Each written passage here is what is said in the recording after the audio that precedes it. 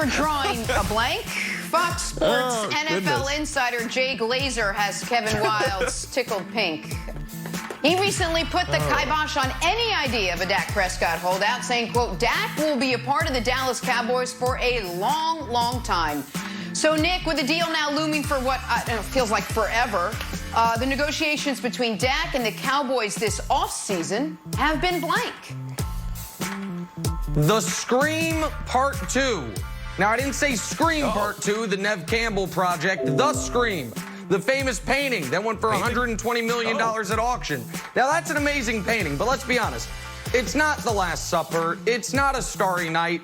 It's not even Whistler's Mother. So why did it go for $120 million? Because it was available and it was at auction. So it's like, maybe it's like the 9th greatest painting ever, but it's going to get more money than any painting has ever gotten ever at auction. That's Dak Prescott's situation. Not like the 9th best quarterback, but he's the one available. He's the one teams are bidding.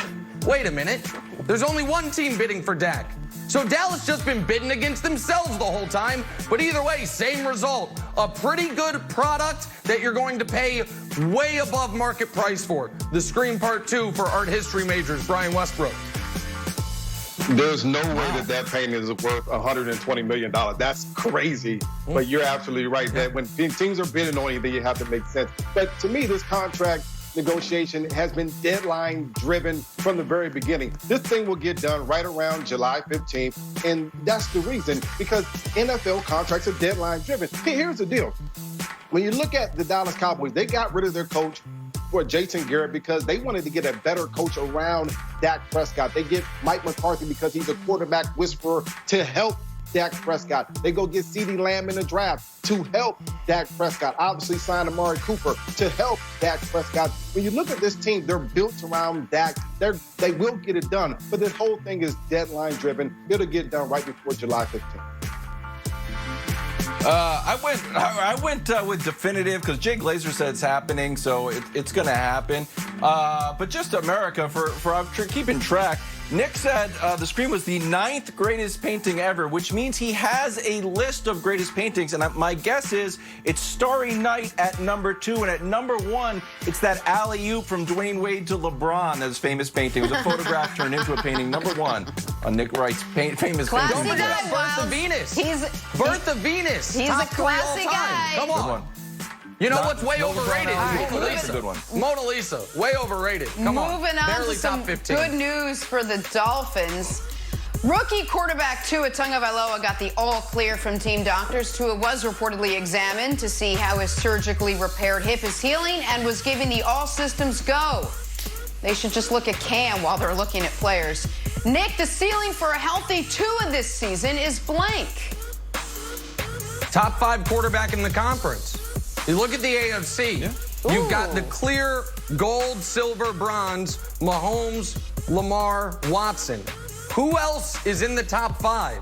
Is it going to be Big Ben coming off the elbow?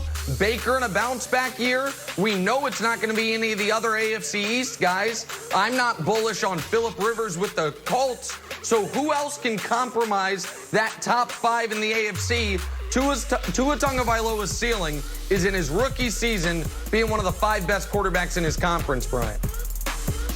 I agree with you. If he's one of the 5 best quarterbacks in the conference, that means he's going to be the rookie of the year. And I think he has the ability to be the rookie of the year. I looked at Kyler Murray's numbers last year, 3,700 yards, 20 touchdowns, 544 yards rushing. I think that when you look at the talent around Kyler Murray last year and you look at the talent around Tua this year with Jakeem Grant, Devontae Parker, Matt Breida, they're very similar. I think he has a talent around him to go out there and win some football games. They may be trailing in some games. That means you have the ability to go win a game on a game-winning drive. That all helps everyone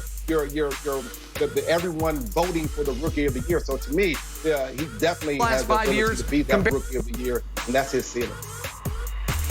Yeah, I went with 9-1. If we can throw the Dolphins schedule up, I'll show you why I said 9-1. I don't think he should start week 1 in Foxborough. Belichick is 12-0 against rookie quarterbacks at home. That would be a loss. So just let him sit out that brutal stretch in the beginning.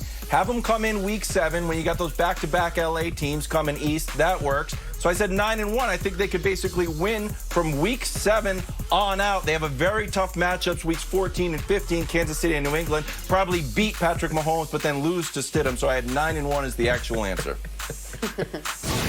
You guys are so high on Tua. I love it. I like it. On to Cleveland now. One of the many reasons last season didn't go as planned for the Browns was former head coach Freddie Kitchens' attempt to keep everyone in the lineup happy. This season, priorities appear to be shuffled. Win first, and then happiness will fall into place. The Browns wide receiver coach said this about his wide receiver duo.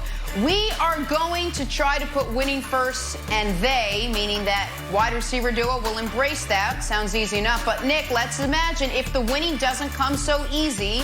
I asked you this, the Browns missing the playoffs would be blank.